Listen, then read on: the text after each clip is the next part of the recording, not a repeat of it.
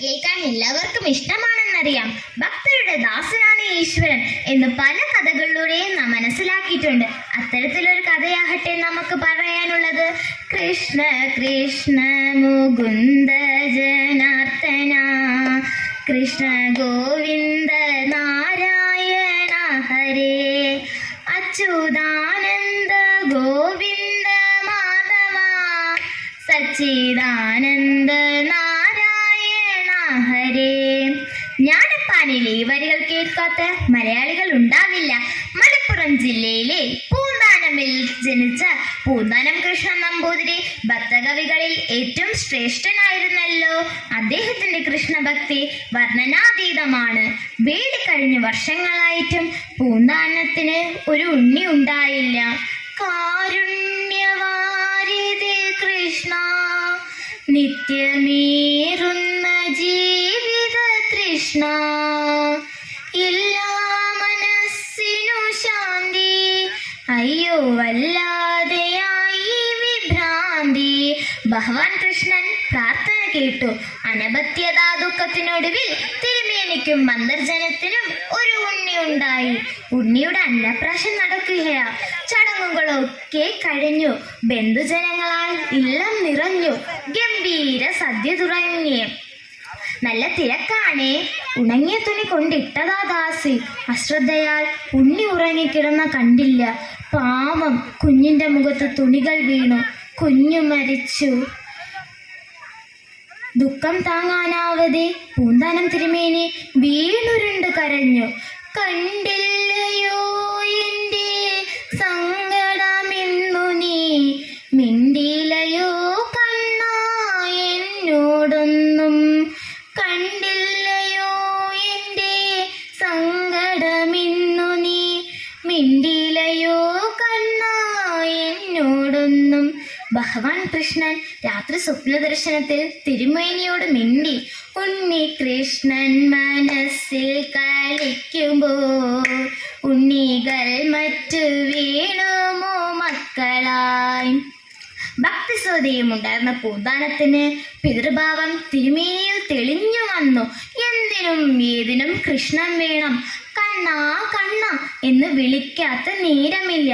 സദാ കണ്ണനെ സ്മരിക്കും. കാവ്യങ്ങൾ രചിക്കും.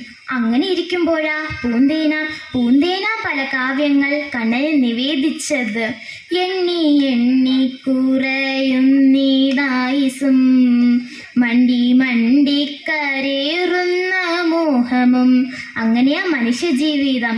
മാളിക മുകളേറിയ മണ്ണന്റെ തോളിൽ മാറാപ്പു കേറ്റുന്നതും ഭവാൻ.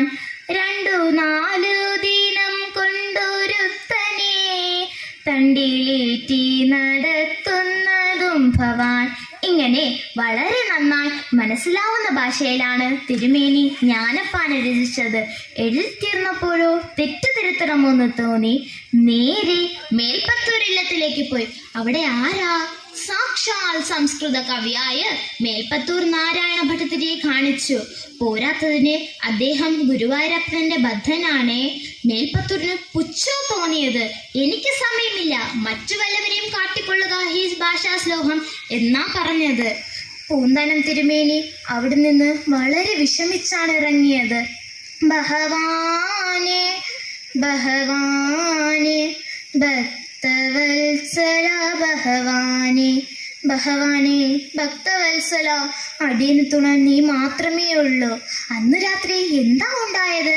മേൽപ്പത്തൂരിന്റെ വാതരോഹം മൂർച്ഛിച്ചു. നിൽക്കാനും വയ്യ, കിടക്കാനും വയ്യ. വേദന തന്നെ വേദന. ഒരു ഭഗവാനെ വിളിച്ച് ഒരുപാട് കരഞ്ഞു. ഒന്ന് മയങ്ങിയപ്പോഴോ ഭഗവാൻ സ്വപ്നത്തിൽ. കുറച്ച് ദേഷ്യഭാവമാണേ. എനിക്ക് പൂന്താനത്തിന് വിഷമിപ്പിച്ചത് ഇഷ്ടമായില്ല. മേൽപ്പത്തൂരിന്റെ വിഭക്തിയേക്കാൾ പൂന്താനത്തിന്റെ ഭക്തിയാണ് എനിക്കിഷ്ടം. പൂന്താനത്തിന്റെ വിഷമം മാറിയിട്ടേ മേൽപ്പത്തൂരിന് രോഗശമനം ഉണ്ടാവുള്ളൂ. കണ്ണാ, എൻ്റെ കണ്ണാ, വയ്യാണ്ട് തളർന്ന് നടക്കുക കണ്ണാ. ഗുരുവായൂർക്കാ യാത്ര. തിരുമേനി ഒറ്റയ്ക്കാണേ. വിജനമായ വഴി കൂടെ നടന്നങ്ങനെ പോവാ. പെട്ടെന്ന് അങ്ങോട്ട് ഒരു സംഘം കൊള്ളക്കാരങ്ങൾ ആക്രമിച്ചു. കണ്ണാ, എൻ്റെ കയ്യിൽ ഒന്നുമില്ലേലോ ഈ ഭാഗവതമല്ലാതെ. എൻ്റെ കണ്ണാ,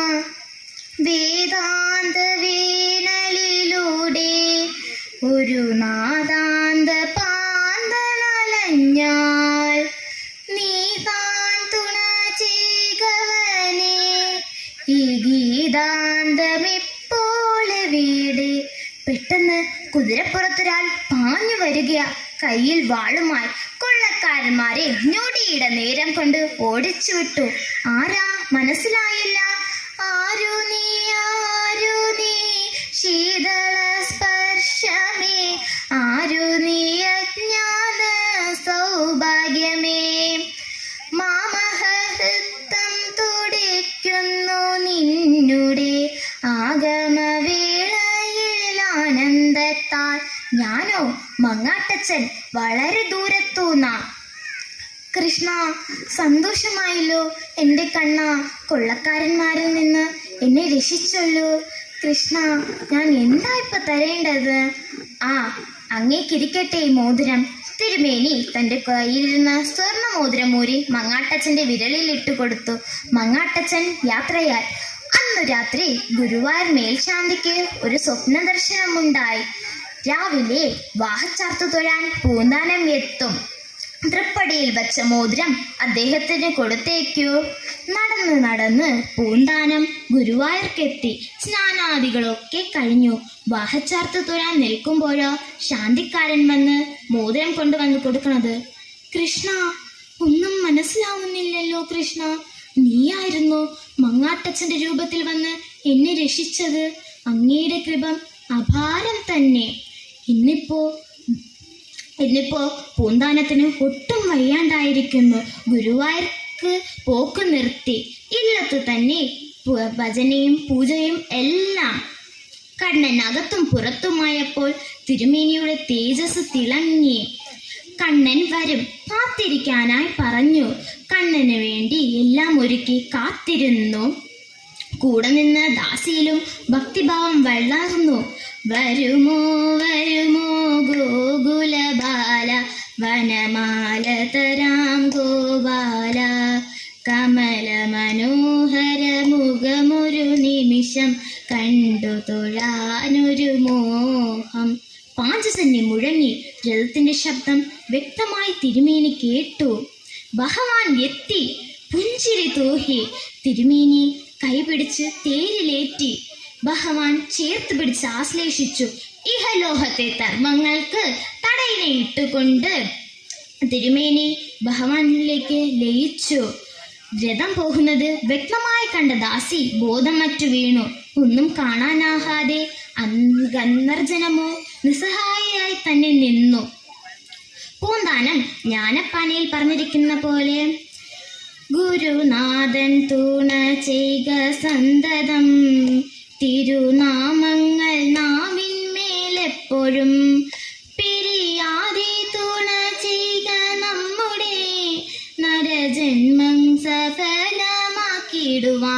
പൂന്താനത്തിന്റെ ഭക്തി പോലെ നിഷ്കളങ്കമായ ഭക്തി കിട്ടാൻ നമുക്ക് ഈശ്വരയോട് പ്രാർത്ഥിക്കാം. നന്ദി.